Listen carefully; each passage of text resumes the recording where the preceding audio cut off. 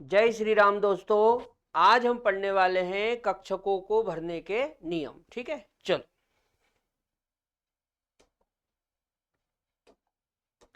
तो हमारी हेडिंग हो जाएगी कक्षकों को भरने के नियम। ठीक है, कक्षकों को भरने के बेटा चार नियम हैं। एक अबाउ प्रिंसिपल, एक n+l नियम, एक पाउली का नियम और एक हुंड रूल। ठीक है, मैं एक एक करके लिख देता हूं। सबसे पहला है अबाउ प्रिंसिपल।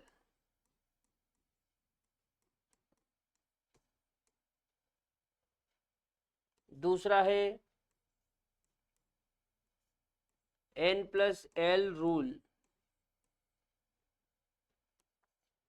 तीसरा है Pauli's exclusion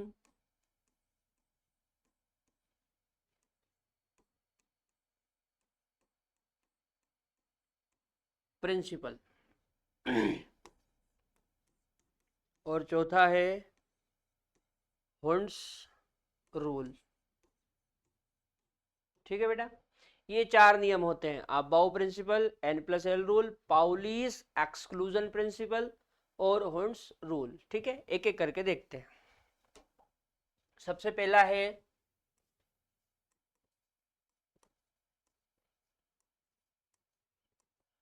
about principal.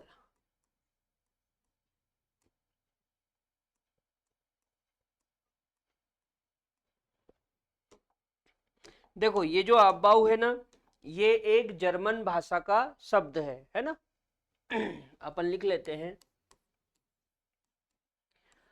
Aufbau एक जर्मन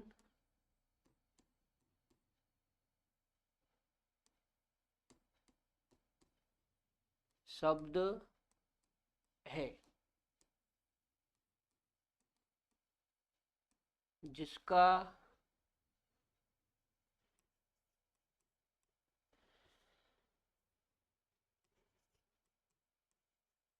जिसका अर्थ निर्माण होना है। ठीक है, अबाउ एक जर्मन शब्द है जिसका अर्थ निर्माण होना है। अब किसका निर्माण होना है? देखो,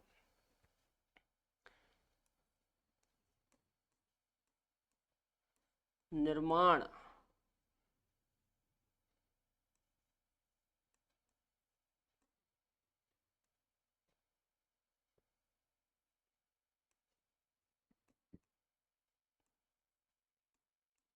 कक्षकों के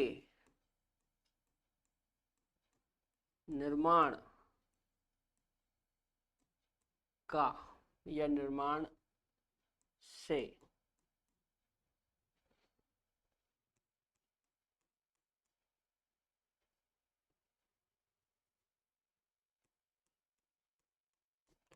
तात्पर्य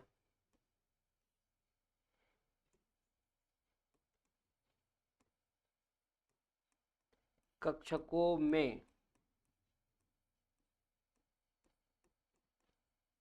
इलेक्ट्रॉन भरने से है। ठीक है, अबाउ एक जर्मन शब्द है जिसका अर्थ निर्माण होना है। ठीक है, कक्षकों के निर्माण से तात्पर्य कक्षकों में इलेक्ट्रॉन भरने से है। कैसे है? कक्षकों में इलेक्ट्रॉन भरने से है। ठीक है, अच्छा, इस प्रिंसिपल के अनुसार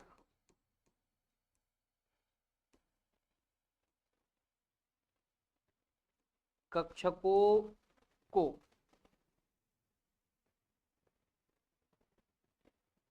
उनकी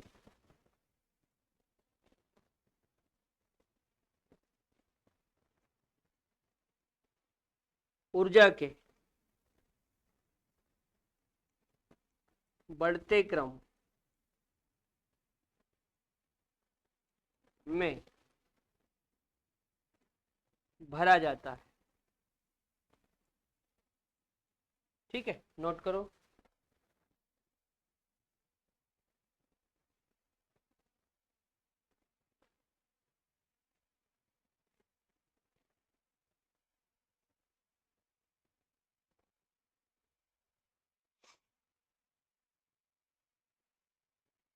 नोट करो।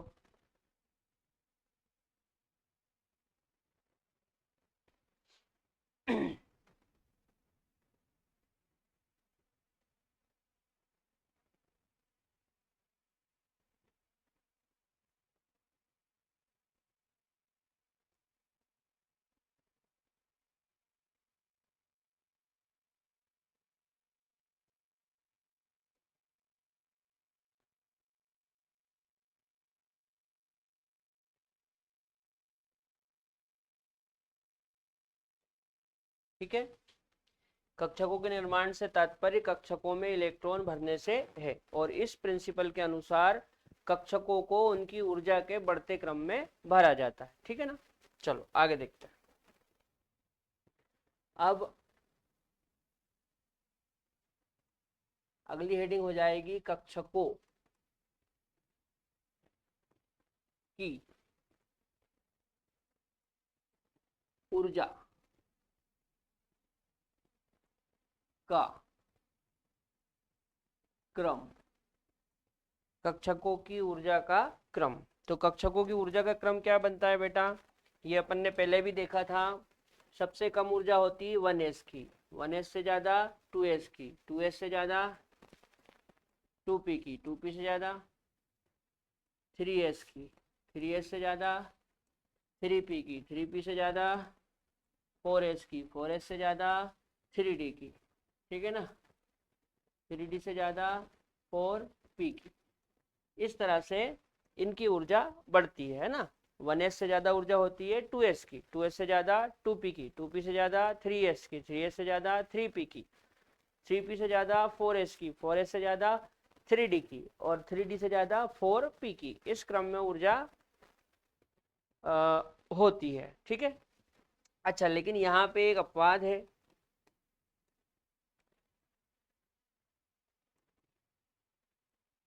अपवाद है बेटा हाइड्रोजन एटम। कौन है? Hydrogen atom. लिख देता हूं, हाइड्रोजन के लिए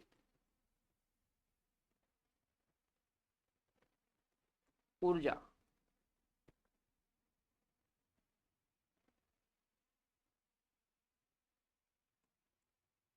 निम्न प्रकार होती है।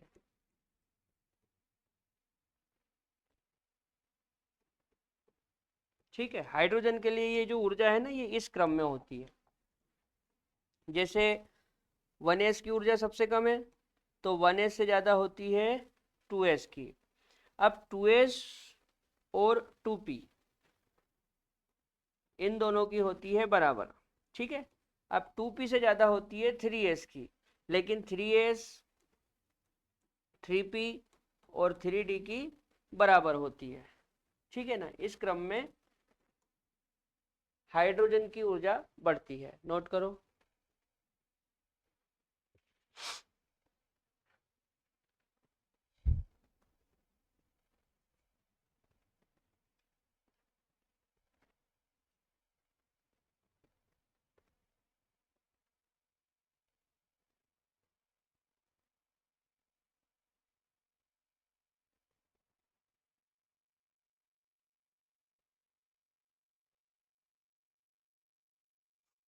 चलो आगे बढ़ते हैं।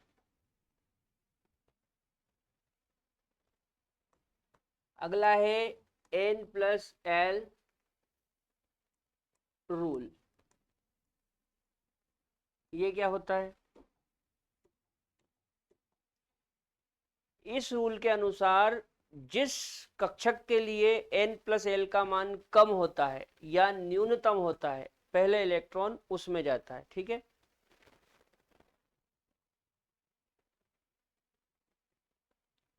इस नियम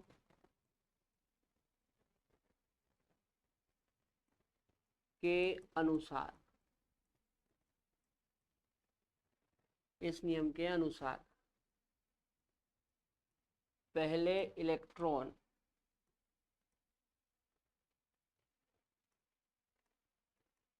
उस कक्षक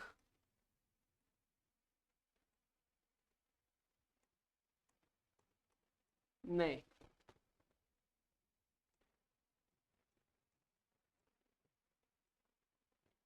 जाता है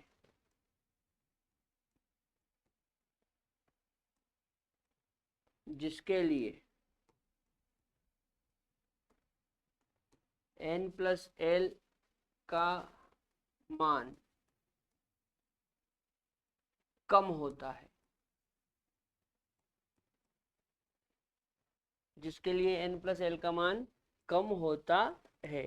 ठीक है, अच्छा, यदि दो कक्षकों के लिए n+l का मान समान है तो पहले इलेक्ट्रॉन उस कक्षक में जाएगा जिसके लिए n का मान कम होता है।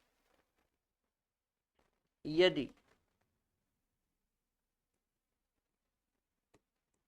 दो कक्षकों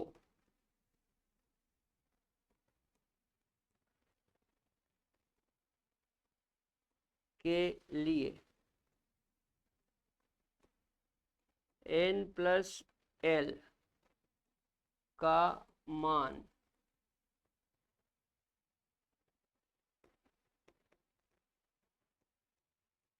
समान हो तो पहले इलेक्ट्रॉन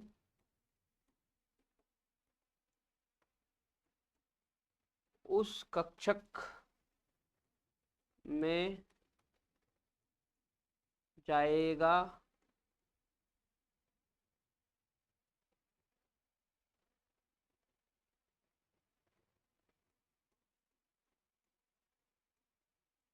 जाएगा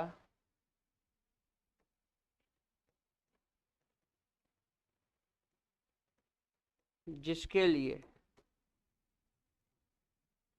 n का मान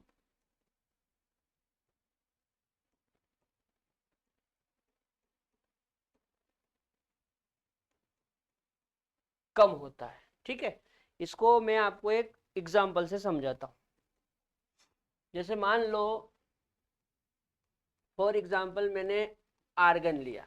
ठीक है, आर्गन का परमाणु क्रमांक 18 होता है, यानी कि इसके पास 18 इलेक्ट्रॉन है। कितने इलेक्ट्रॉन है? 18। अब 18 इलेक्ट्रॉन के हिसाब से जब हम इसका विन्यास बनाते हैं तो इसका विन्यास कुछ इस तरह से आता है: 1s2 2s2 2p6 3s2 3p6, है ना। 2 2 4 6 10, 2 12 और 6 18, है ना। अब ध्यान से समझना, ये तो मान लो हमारी आपबाऊ वाली बात हो गई। अब n+l रूल क्या बोलता है कि पहले इलेक्ट्रॉन उसमें जाएगा जिसके लिए n+l का मान कम होगा। तो n का मान यहाँ पे 1 है और s के लिए l का मान होता है 0, तो ये हो जाएगा 1। अच्छा, यदि इसमें हम देखें तो n+l, n कितना है? 2, और s के लिए l का मान होगा 0, तो ये हो जाएगा 2। यहाँ पे यदि हम n+l देखें तो n कितना है? 2, और p के लिए l का मान होता है 1, तो ये हो जाएगा 3। इसमें देखते हैं n+l, n कितना है? 3, और s के लिए l का मान 0, तो ये हो जाएगा 3। यहाँ पे n प्लस एल, n कितना है 3 और p के लिए l कितना होता है 1, ये हो जाएगा 4। ठीक है बेटा, अब आप एक बात समझो,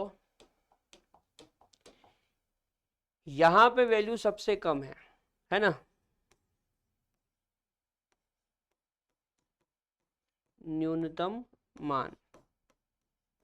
तो हमने क्या लिखा कि जिसके लिए मान न्यूनतम होगा पहले इलेक्ट्रॉन उसमें जाएगा, तो पहले इलेक्ट्रॉन इसी में गया क्योंकि इसके लिए मान न्यूनतम है। अब यहाँ पे देखो, इन दोनों के लिए वैल्यू सेम है ना, यहाँ पे समान मान है, समान वैल्यू। जब n प्लस एल की वैल्यू समान हो, सेम हो, तो पहले इलेक्ट्रॉन उसमें जाता है जिसके लिए n का मान न्यूनतम होता है। यहाँ पे देखो n का मान 2 है और यहाँ पे n का मान 3 है, मतलब ये न्यूनतम है।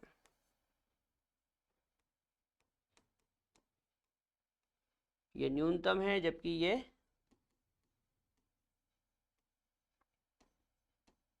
अधिकतम है। तो पहले इलेक्ट्रॉन कहाँ पे जाएगा, जहाँ पे n का मान न्यूनतम है। ठीक है, नोट करो।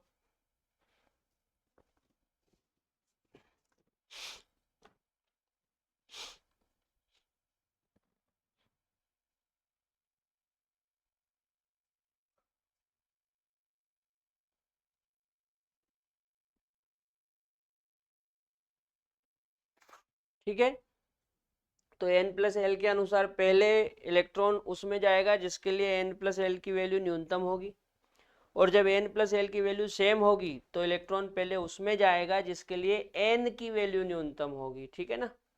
अच्छा, अब मैं आपको इससे रिलेटेड कुछ क्वेश्चन करवाता हूँ। जैसे मान लो आपको एक क्वेश्चन दिया,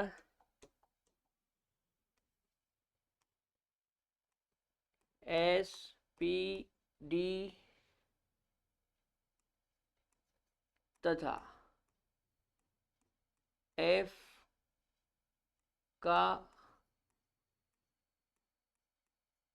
उपयोग करें और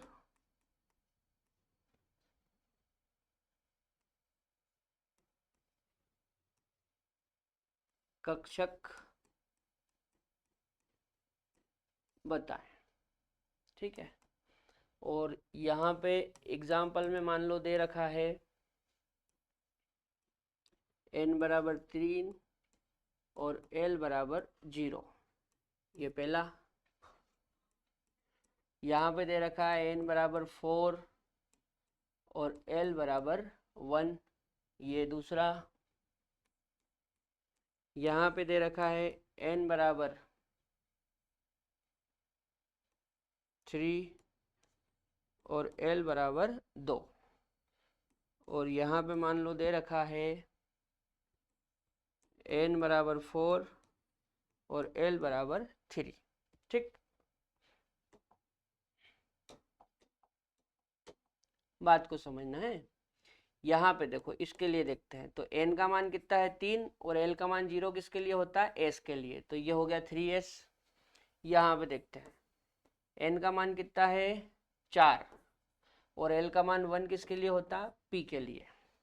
यहाँ पे देखते हैं n का मान कितना है 3 और l का मान 2 किसके लिए होता है, d के लिए। यहाँ पे देखते हैं, यहाँ पे n का मान कितना है 4 और l का मान 3 किसके लिए होता है, f के लिए। ठीक है बेटा, तो ये हो गया 3s कक्षक, ये हो गया 4p कक्षक, और ये हो गया 3d कक्षक, और ये हो गया 4f कक्षक। नोट करो। चलो अगला देखते हैं। जैसे मान लो आपको एक क्वेश्चन दिया कि n प्लस एल बराबर 6 है, तो उपकोष और कक्षक बताएं।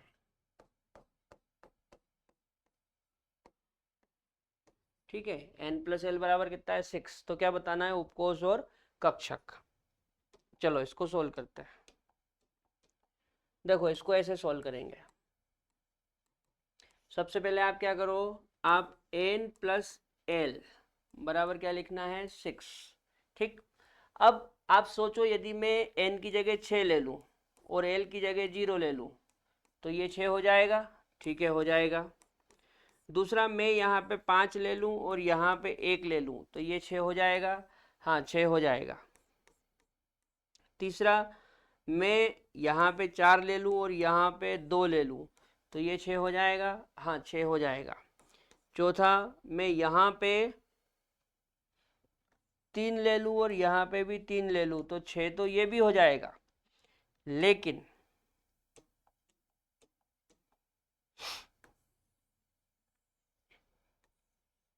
ये गलत है ना, ये गलत है। ऐसा क्यों, समझो बात को, है मैं आपको बताता हूँ। देखो, आप याद रखना, n की वैल्यू हमेशा l की वैल्यू से अधिक होती है। n की वैल्यू हमेशा l की वैल्यू से अधिक होती है, यही सत्य है। ठीक है,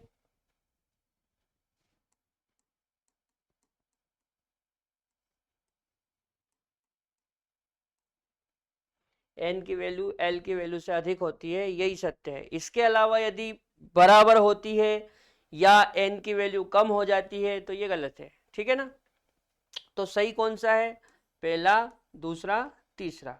ये चौथा वाला गलत हो गया। अब हम इसके हिसाब से देखते हैं कि उपकोष कितने होंगे और कक्षक कितने होंगे। तो यहाँ पे देखो, जैसे n का मान कितना है 6 और l का मान 0 किसके लिए होता है, s के लिए। यहाँ पे देखो n का मान कितना है 5 और l का मान 1 किसके लिए होता है, p के लिए। यहाँ पे देखो n का मान कितना है 4 और l का मान 2 किसके लिए होता है, d के लिए। मतलब मेरे पास टोटल कितने उपकोष हो गए, एक s, एक p और एक d। तो मैं बोलूँगा टोटल 3 उपकोष। टोटल कितने उपकोष है, 3, एक s, एक p और एक d। अच्छा, कक्षक कितने, तो s में कितना कक्षक होता है, एक कक्षक होता है, एक ऑर्बिटल। अच्छा, p में कितने कक्षक होते हैं, 3, तो 3 ऑर्बिटल। अच्छा, d में कितने कक्षक होते हैं, 5, तो 5 ऑर्बिटल। तो टोटल ऑर्बिटल कितने हो गए, तो यहां पे हम लिखेंगे टोटल, देखो 5 3 8, 8 और 1 9, टोटल 9 ऑर्बिटल। ठीक है बेटा, तो उपकोष कितने हो गए, 3, है ना, ये 3, एक s, एक p और एक d। और ऑर्बिटल कितने हो गए, 9, है ना। d के 5, p के 3, 8 और एक s का 9। ठीक है, नोट करो। चलो एक आखिरी क्वेश्चन और देख लेते हैं।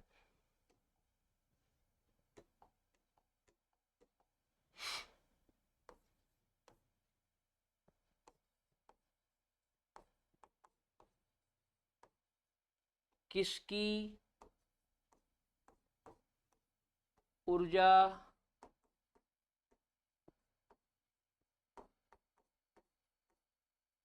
अधिकतम है। ठीक है, और आपको ऑप्शन दे रखे हैं यहाँ पे, n = 4,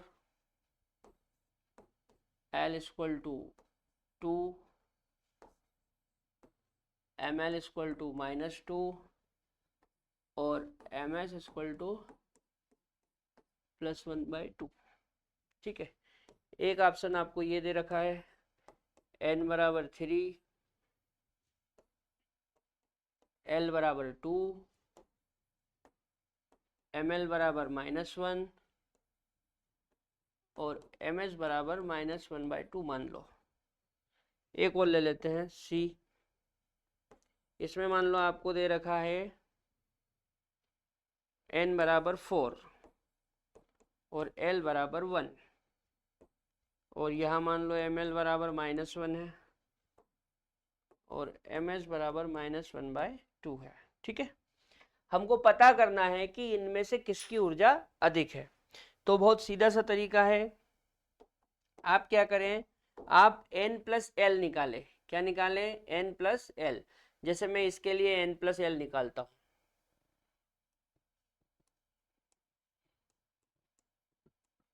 तो n कितना है 4, l कितना है 2, इक्वल टू 6। इसके लिए n+l निकालें, तो n कितना है 3 और l कितना है 2, इक्वल टू 5। अच्छा, इसके लिए निकालें तो n+l, n कितना है 4 और l कितना है 1, इक्वल टू 5। अब आप देखो n+l की वैल्यू यहाँ पे अधिकतम है, ये 6, ये 5 और ये भी 5, तो n+l की वैल्यू यहाँ पे अधिकतम है। ठीक है, अधिकतम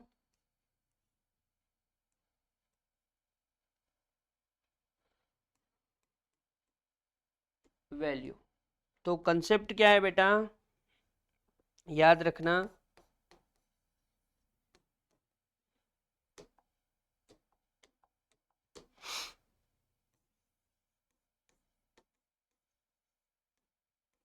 जिसके लिए n+l का मान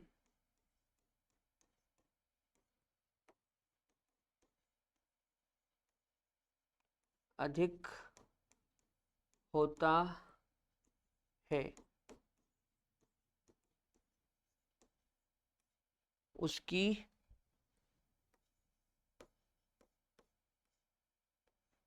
ऊर्जा अधिक होती है। ठीक है, जिसके लिए n+l का मान अधिक होता है उसकी ऊर्जा अधिक होती है। तो n+l का मान तो अधिक a वाले के लिए है, मतलब a वाले की ऊर्जा अधिक होगी। ठीक है, अच्छा b और c यदि दोनों में देखना है तो हम क्या करेंगे, देखो यहाँ पे भी 5 और यहाँ पे भी 5, तो ये थोड़ा कंफ्यूजन जैसा है। तो इस तरह के केस में आप n की वैल्यू देखें, किसकी वैल्यू देखें, n की। जिसके लिए n की वैल्यू अधिक होगी उसकी ऊर्जा अधिक होगी। देखो सबसे पहले तो n+l देखो, तो जिसके लिए n+l अधिक होगा उसकी ऊर्जा अधिक होगी। ठीक है, लेकिन यदि कोई दो ऐसे ऑप्शन है जिसमें n+l का मान सेम आ रहा है, जैसे यहाँ पे भी 5 आ रहा और यहाँ पे भी 5 आ रहा, तो इस कंडीशन में हमको n की वैल्यू देखनी है। किसकी वैल्यू देखनी है, n की। जिसके लिए n का मान अधिक होगा उसकी ऊर्जा अधिक होगी। तो यहाँ पे n 3 है और यहाँ पे 4 है, मतलब c वाले की ऊर्जा b वाले से अधिक होगी। तो यदि आप ऊर्जा का क्रम बनाएंगे, क्या बनाएंगे, ऊर्जा का क्रम, यहां पे बना देता हूं ऊर्जा। तो ऊर्जा के क्रम में बेटा a की ऊर्जा सबसे ज्यादा होगी, क्योंकि a के लिए n+l सबसे ज्यादा है। अब b में भी 5 और c में भी 5, तो हम क्या देखेंगे, n, जिसके लिए n की वैल्यू अधिक होगी उसकी ऊर्जा अधिक होगी, तो n की वैल्यू c में अधिक है, इसलिए a के बाद आएगा c और c के बाद आएगा b। ठीक है, नोट कर लो। चलो, तो यहां पर अबाउ प्रिंसिपल और n+l रूल कंप्लीट हो जाता है। अगले लेक्चर में हम पाउलिस एक्सक्लूजन प्रिंसिपल और हुंड का नियम देखेंगे। तब तक के लिए जय राम जी की।